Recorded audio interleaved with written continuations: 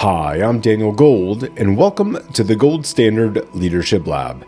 By day, I'm a partner at a leading advisory firm where I draw upon my background as an attorney to help my clients succeed.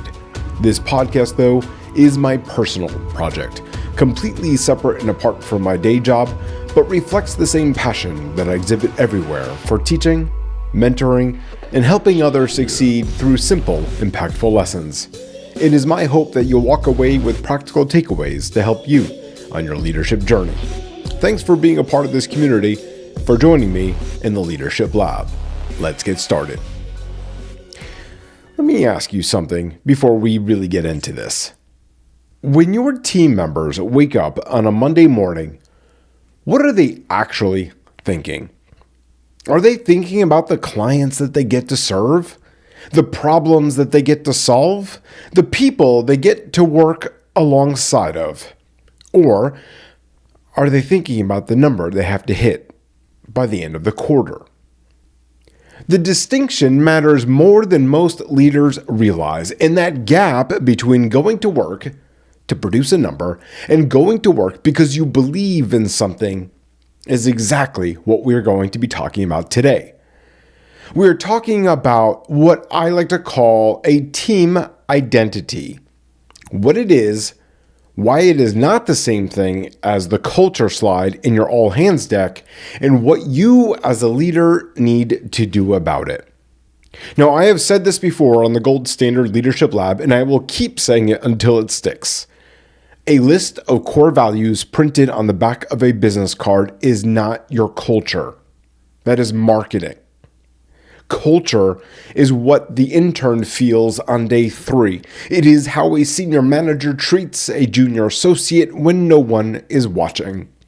It is whether an employee actually feels safe enough to bring a bad idea to a team meeting, knowing the response will be curiosity instead of dismissal.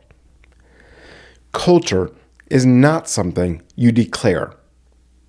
It is something that you earn repeatedly through behavior at every level of the organization. From the CEO to the person answering the phones, it permeates the physical office and the remote work environment equally. And it must be consistent within and outside the 4 walls of your organization. How you treat your employees and how you treat your clients should follow the same standard. If there is a gap between those two, your team notices it, and so do your clients. Team identity operates inside that cultural framework, but it is something more specific. Your organization may have one culture, but a team, a department, a service line, a practice area, each of those can and should have its own identity. That identity is the answer to 3 questions. 1, what do we believe? 2, who are we? And 3, why do we exist? Now, think about a great sports team. Not just a talented roster, a truly great sports team. The players have individual goals. Everyone wants to perform well, hit personal milestones, earn the recognition that comes with doing their job at a very high level.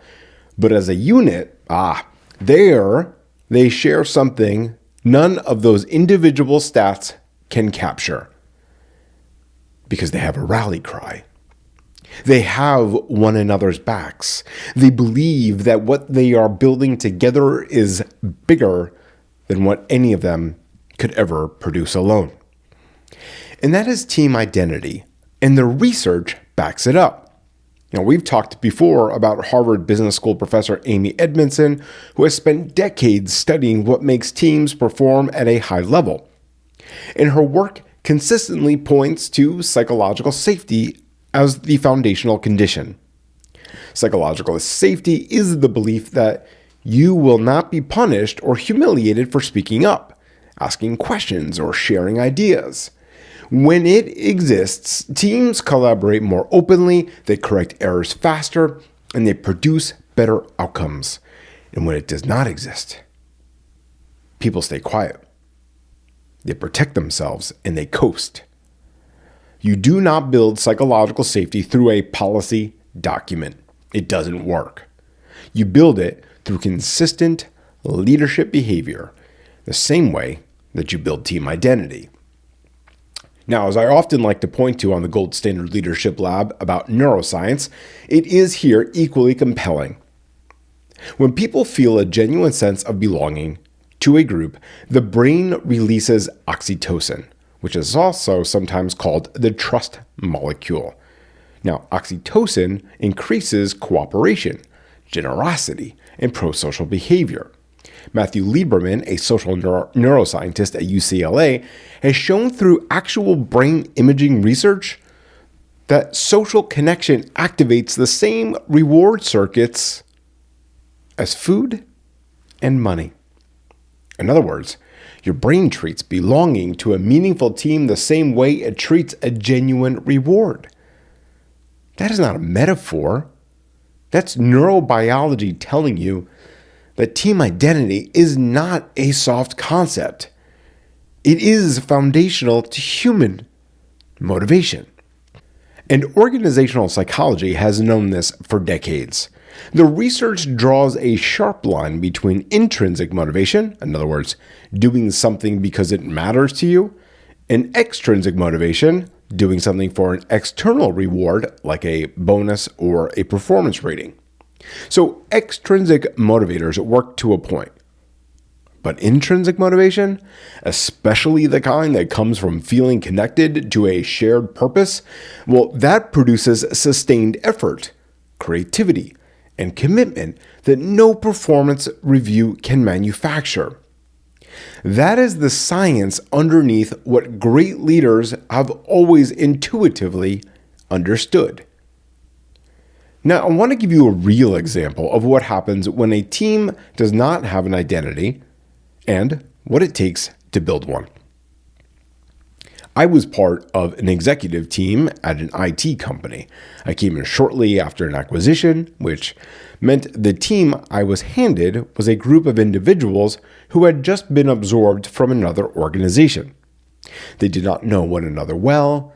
They did not know what they were collectively supposed to stand for, but they had skills, very good skills, and they had job titles. What they did not have was any sense of shared identity. This is one of the most common and most underestimated challenges that follow a merger or an acquisition. The financial model gets attention, the integration plan gets attention, but the people side, specifically the question of who we are now as a team, well, that often gets left for later. And later has a way of turning into never. My job was to go in and unite them, not through a team building exercise, not through a new org chart on a slide on an all hands deck, but by giving them something to believe in together. We articulated why we existed as a team, what it meant to serve our clients well, and why that mattered beyond the revenue line. Once people understood that, once they connected their daily work to something with real meaning, well, that dynamic changed. People started speaking up. They started covering for one another. They started caring about the outcome in a way that no individual performance target had ever produced. There is a book I've recommended on the show before, and I will keep recommending it. It is the book Raving Fans by Ken Blanchard and Sheldon. I get nothing from saying that. I just believe in that book, and if you have not read it, I want you to go out and get it today. Because the core of Raving Fans is built around 3 secrets for creating customers who are not just satisfied, but genuinely enthusiastic advocates for what you do. I'm not going to give you the full breakdown here because I want you to go read it for yourself. But the underlying principle is directly relevant to team identity. Great organizations understand why they exist. They understand why their clients exist. And then they deliver exceptional service and push just a little bit further than expected. And that last part, that Extra 1% is something a team with no identity will never deliver consistently. Because going that extra mile requires belief. It requires caring about the outcome for the person on the other end. You cannot train someone to care. You can only build an environment where caring becomes the natural expression of belonging to something meaningful. The other book I want to highlight is Unreasonable Hospitality by Will Guidara. Again, I derive nothing from recommending this book other than the knowledge that you will be better off for having read it. Guidara built one of the most celebrated restaurants in the world, 11 Madison Park in New York City. And he did so by creating a culture where every single person on the team, from the maitre d' to the dishwasher, understood that their job was not a role. It was a contribution to an experience. The server was not just delivering food. The person clearing the table was not just cleaning up. Everyone was participating in something bigger, and they knew it, and they wanted to. And that last part is the secret that Guidara understood so deeply. The team spoke up because they felt heard. They gave suggestions because they had the space to do it. Their leader was actively listening, not performatively, but genuinely. And because of that, they showed up fully. Not because they had to, but because they wanted to. When I read Unreasonable Hospitality, it was the closest I had felt to the principles and Raving Fans in a very long time. Two very different contexts, a restaurant and a business strategy book, both arriving at the same truth. If the people doing the work believe in what they are doing and why they are doing it, the outcomes, well, they change entirely. Here's what I believe, and I want to be very direct about. If you cannot inspire your team, if you cannot lift them towards something beyond a paycheck and a benefits package, then mediocrity is probably the ceiling. Not because your people are not capable and smart and skilled, because most of them truly are. But because without a shared identity, without a rally cry that means something, you are just managing a group of individuals who happen to share a reporting structure. And that is not a team. Great organizations are built by great teams. And great teams are built by leaders who take the time to answer the foundational questions out loud, consistently, and with conviction. Who are we? What do we believe? And why does what we do actually matter to the person on the other end of it? Think about this. If you were assembling a vehicle on a production line, there may be a family that drives that car safely for hundreds of thousands of miles because of something that you did. If you are developing a medical device, something may live longer because of the precision you brought to your work on a Tuesday afternoon. And if you are professional services, a client may make a better decision, protect their organization, or avoid a significant loss because of the work your team did. That is not nothing. That is literally everything. And your job as a leader is to make sure your team knows it, and they know it regularly.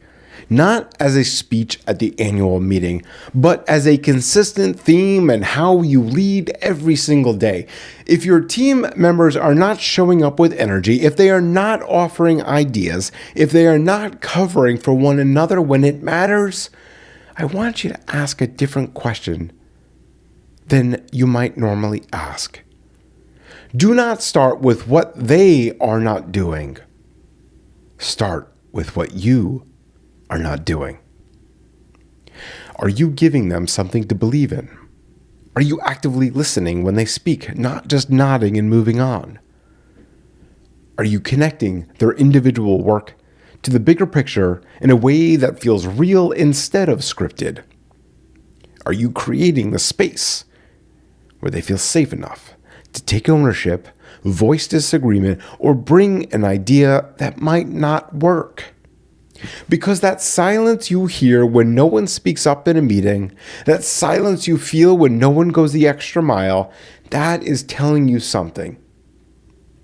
It is telling you that the team identity is either missing or broken, and that is a leadership problem. That is not a personnel problem. The same principle applies outward. If you are not serving your team fully, I want you to ask yourself honestly, are you also failing to serve your clients with the same depth? Because the two are rarely disconnected. The way a leader treats their people is almost always reflected in the way the team treats the people that they serve. So here's the challenge that I want to leave you all with. Team identity is not built in a workshop. It is not the result of a team charter exercise on a Friday afternoon. It is built through consistent leadership, through clear articulation of purpose, through the daily practice of treating your people as contributors to something that truly matters. So here's what I want you to sit with this week. What are you doing today, specifically today, to create and reinforce within your team a feeling of unity, a feeling of belonging, and a belief in something far beyond themselves? That is where unreasonable hospitality lives. Regardless of your industry, your role, or the size of your team, it lives in the space between going through the motions and genuinely meaning it. And as a leader, you are the one who determines which of those your team experience. And if this episode connected with you, share it with another leader who needs to hear it too. And then go pick up Raving Fans and Unreasonable Hospitality. Read them back to back. You will thank yourself for it. And remember, leadership isn't about perfection. It is about progress. Take this lesson, put it into action, and continue setting the gold standard in your own life and at work. See you all next time.